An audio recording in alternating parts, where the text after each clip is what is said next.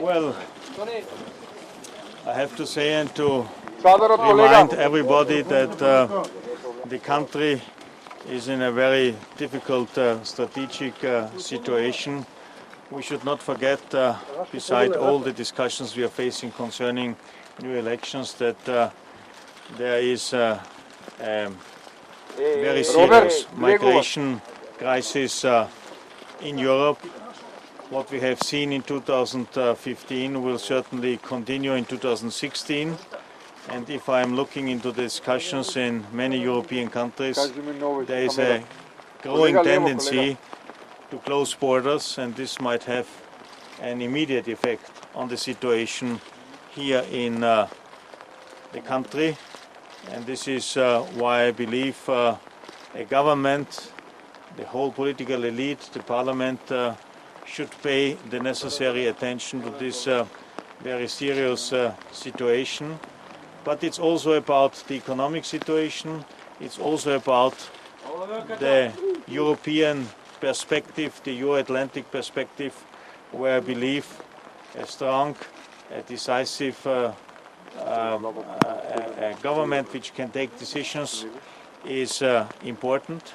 But I have understood today that it was not possible to reach an agreement in the way that all four political parties are committed to elections on the 24th of April, as it was agreed in the June-July agreement. I assume that the three other parties will stick to this agreement. By the way, I expect that nevertheless all political parties are still committed to the June-July agreement, because it covers a lot of elements, a lot of points which are important for the future perspective of the country, and therefore one has to work on it. I also reassured everybody, and I do it also in public, that the European institutions stay committed to help to assist the country. This is also the reason why I have asked Peter van Houte to stay and to keep all the efforts and to try to facilitate, to arbitrate, to negotiate, in particular when it comes, for instance, to the situation of media in the country. I think it's important to work on that, and he has promised to do so.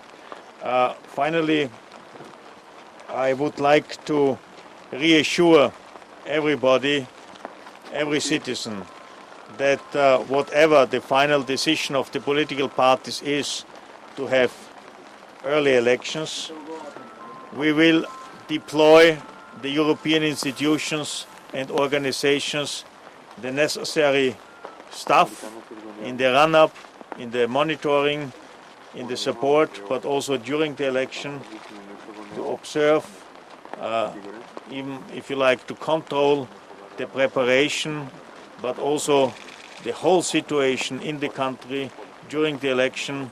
ODIHR will be there.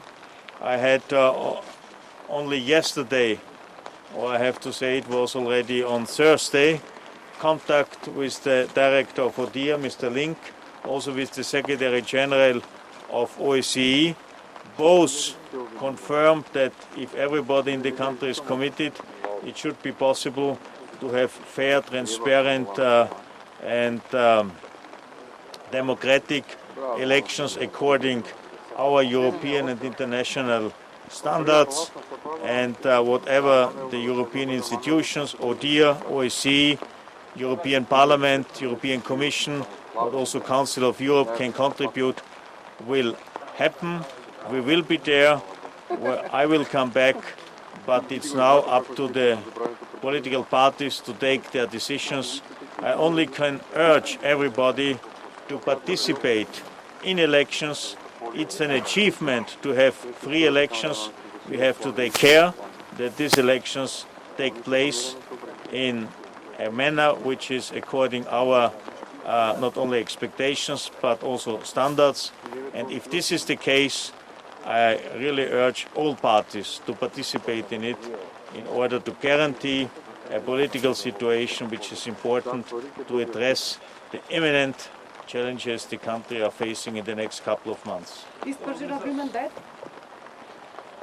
No, it's not that. And once again, this was also my message to all the key players.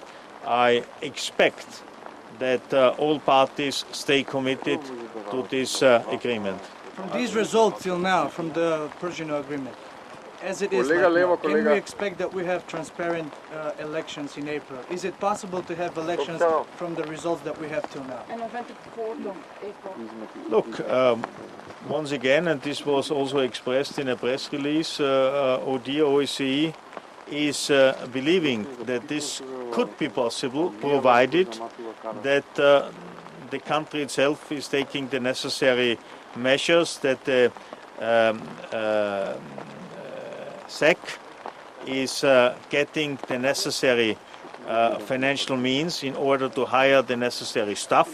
Prime Minister made today the proposal to double the human resources, to have an equipment in order to guarantee the quality of the elections. But I cannot predict the outcome.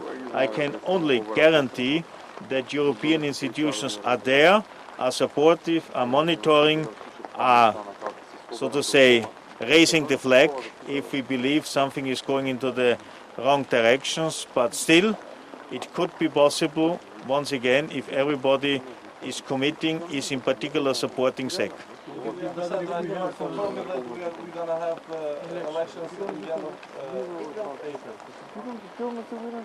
If I'm not wrong, this was the general, or this was the opinion of three of the parties, but it's now up to them to take the necessary decisions. You will continue to facilitate the negotiations? Of the Persian agreement, if necessary, the date of the election be put back prolonged. Look, this is a decision which has to be taken by the relevant authorities of the country, and this is the parliament, finally.